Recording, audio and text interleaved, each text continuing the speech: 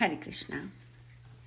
धर्मराज बोले, सावित्री, इन सब के उत्तर तो मैंने तुम्हें दे दिए, अब बताओ आगे क्या सुनना चाहती हो। सावित्री ने कहा, धर्मराज, जिस कर्म के प्रभाव से पुण्यात्मा मनुष्य स्वर्ग अथवा अन्य लोक में जाते हैं वह मुझे बताने की कृपा कीजिए।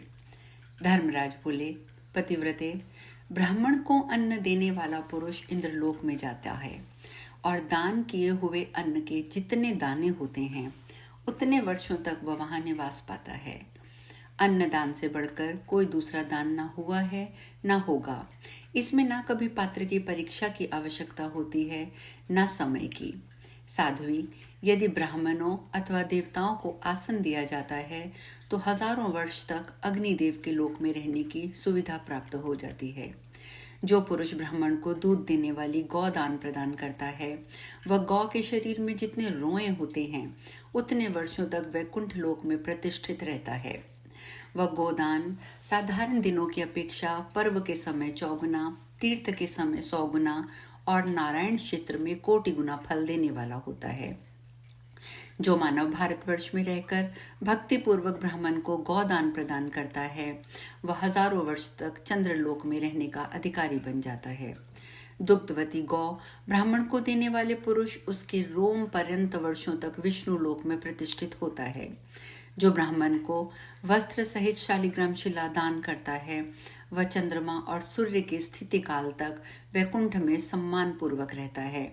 ब्राह्मण को सुंदर स्वच्छ छत्र दान करने वाला व्यक्ति हजारों वर्षों तक वरुण के लोक में आनंद करता है। साध्वी, जो ब्राह्मण को 2 पादुकाएं प्रदान करता है उसे 10,000 वर्ष तक वायु लोक में प्रतिष्ठा प्राप्त होती है। मनोहर दिव्य शैया ब्राह्मण को देने से दीर्घ काल तक चंद्रलोक में प्रतिष्ठा होती है। जो देवताओं अथवा ब्राह्मणों को दीप दान करता है वह ब्रह्मलोक में वास करता है। उस पुण्य से उसके नेत्रों में ज्योति बनी रहती है और वह यमलोक में नहीं जाता है।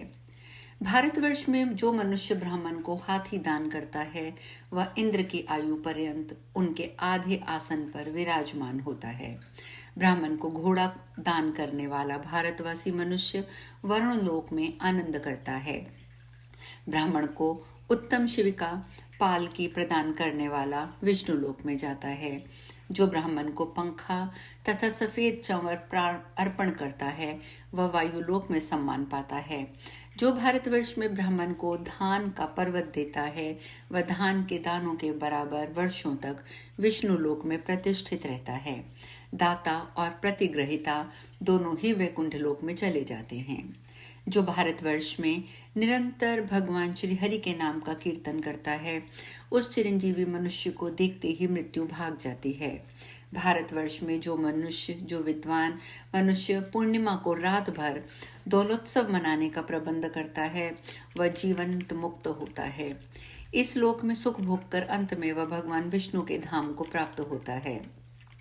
उत्तरा फाल्गुनी के उत्सव मनाने में इससे दुगना फल उसे प्राप्त होता है। जो भारतवर्ष में ब्राह्मणों को तिल दान करता है वह तिल के बराबर वर्षों तक विष्णु धाम में सम्मान पाता है। उसके बाद उत्तम योनि में जन्म पाकर चिरजीवी हो सुख भोगता है। तांबे के पात्र में तिल रखकर दान करने से दूना फल मिलता है। जो मनुष्य ब्राह्मण को फल युक्त वृक्ष प्रदान करता है वह फल के बराबर वर्षों तक इंद्रलोक में सम्मान पाता है। फिर उत्तम योनि में जन्म पाकर वह सुयोग्य पुत्र को प्राप्त करता है। फल वाले वृक्षों के दान की महिमा इससे 1000 गुना अधिक बताई गई है। अथवा ब्राह्मण को केवल फल का भी दान करने वाला पुरुष दीर्घ काल तक स्वर्ग में वास करके पुनः भारतवर्ष में जन्म पाता है। भारतवर्ष में रहने वाला जो पुरुष अनेक द्रव्यों से संपन्न तथा भांति भांति के धान्यों से भरे पूरे विशाल भवन ब्राह्मण को दान करता है वह उसके फलस्वरूप दीर्घ काल तक कुबेर के लोक में वास करता है। तत्पश्चात उत्तम योनि में जन्म पाकर वह महान धनवान होता है। साध्वी, हरी भरी खेती से युक्त सुंदर भूमि भक्ति पूर्वक ब्राह्मण को अर्पण करने वाला पुरुष निश्चय पूर्वक वैकुंठ धाम में प्रतिष्ठित होता है। जो मानव उत्तम गौशाला और गांव ब्राह्मण को दान करता है उसकी वैकुंठ लोक में प्रतिष्ठा होती है। फिर जहाँ की उत्तम प्रजाएं हों, वहाँ की भूमि पकी हुई खेतियों से लहलहा रही हो, अनेक प्रकार की पुष्पकारिणियों से संयुक्त हो तथा फल वाले वृक्ष और लताएं जिसकी शोभा बढ़ा रही हों, ऐसा श्रेष्ठ नगर जो पुरुष भारतवर्ष में ब्राह्मण को दान करता है, वह बहुत लंबे समय पर्यंत तक वैकुंठ में प्रतिष्ठित होता है। फिर भारतवर्ष में उत्तम जन्म पाकर राजेश्वर होता है, उसे लाखों नगरों का प्रभुत्व प्राप्त होता है, इसमें संशय नहीं है। निश्चित रूप से संपूर्ण ऐश्वर्य भूमंडल पर उसके पास विराजमान होते हैं। अत्यंत उत्तम अथवा मध्यम श्रेणी का भी नगर प्रजाओं से संपन्न हो, वापी, तड़ाक तथा भांति भांति के वृक्ष जिसकी शोभा बढ़ाते हों, ऐसे 100 नगर ब्राह्मण को दान करने वाला पुण्यात्मा वैकुंठ लोक में सुप्रतिष्ठित होता है। जैसे इंद्र संपूर्ण ऐश्वर्यों से संपन्न होकर स्वर्ग लोक में शोभा पाते हैं, वैसे ही भूमंडल पर उस पुष्प पुरुष की शोभा होती है। दीर्घ काल तक पृथ्वी उसका साथ नहीं छोड़ती, वह महान सम्राट होता है। अपना संपूर्ण अधिकार ब्राह्मण को देने वाला पुरुष चौगुने फल का भागी होता है, इसमें संशय नहीं है। पतिव्रते, जो पुरुष ब्राह्मण को जम्बूद्वीप का दान करता है उसे निश्चित रूप से 100 गुने फल की प्राप्ति होती है। जो सातों द्वीपों की पृथ्वी का दान करने वाले, संपूर्ण तीर्थों में निवास करने वाले, समस्त तपस्याओं में संलग्न, संपूर्ण उपवास व्रत के पालक, सर्वस्व दान करने वाले तथा संपूर्ण सिद्धियों के परांगत तथा श्री हरि के भक्त हैं, उन्हें पुनः जगत में जन्म धारण नहीं करना पड़ता। उनके सामने असंख्य ब्राह्मणों का पतन हो जाता है, ब्रह्माओं का पतन हो जाता है, परंतु वे श्री हरि के गोलोक और वैकुंठ में निवास करते हैं। विष्णु मंत्र की उपासना करने वाले पुरुष अपने मानव शरीर का त्याग करने के पश्चात जन्म, मृत्यु और जरा से रहित दिव्य रूप धारण करके श्रीहरि के सारूप्य को पाकर उनकी सेवा में संलग्न हो जाते हैं। देवता, सिद्ध और अखिल विश्व ये सब के सब समय अनुसार नष्ट हो जाते हैं, किंतु श्री कृष्ण भक्तों का कभी नाश नहीं होता। जन्म, मृत्यु, वृद्धावस्था उनके निकट नहीं आ सकती। जो पुरुष कार्तिक मास में श्रीहरि को तुलसी अर्पण करता है, वह पत्र संख्या के बराबर युगों तक भगवान के धाम में विराजमान होता है। फिर उत्तम कुल में उसका जन्म होता है और निश्चित रूप से भगवान के प्रति उसके मन में भक्ति उत्पन्न होती है। वह भारत में सुखी एवं चिरंजीवी होता है।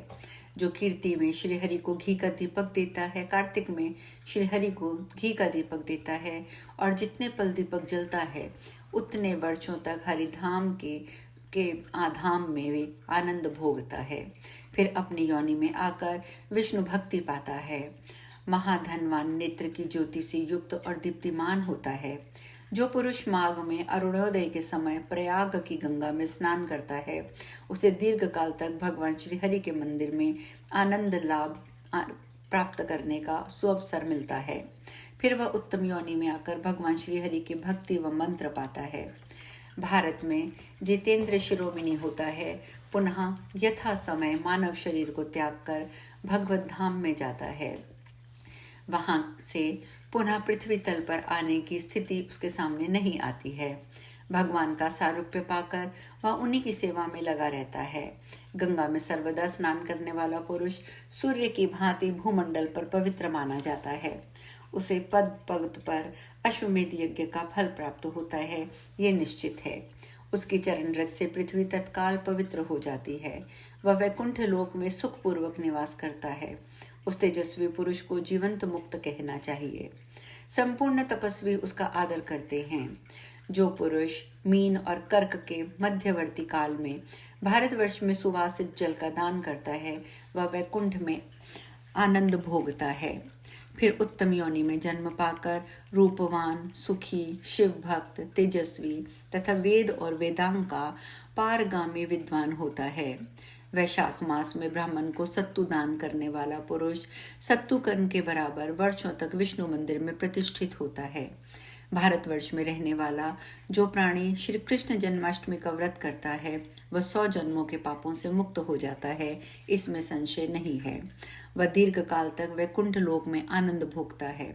फिर उत्तम योनि में जन्म लेने पर उसे भगवान श्री कृष्ण के प्रति भक्ति उत्पन्न हो जाती है, ये निश्चित है। जो शिवरात्रि के दिन भगवान शंकर को बिल्व पत्र चढ़ाता है और भारतवर्ष में जो शिवरात्रि का व्रत करता है वह दीर्घ काल तक शिवलोक में प्रतिष्ठित होता है। बिल्व पत्र चढ़ाने वाला वह पत्र संख्या के बराबर युगों तक कैलाश में सुखपूर्वक वास करता है। पुनः श्रेष्ठ योनि में जन्म लेकर भगवान शिव का परम भक्त होता है। विद्या, पुत्र, संपत्ति, प्रजा, भूमि ये सभी उसके लिए सुलभ रहते हैं।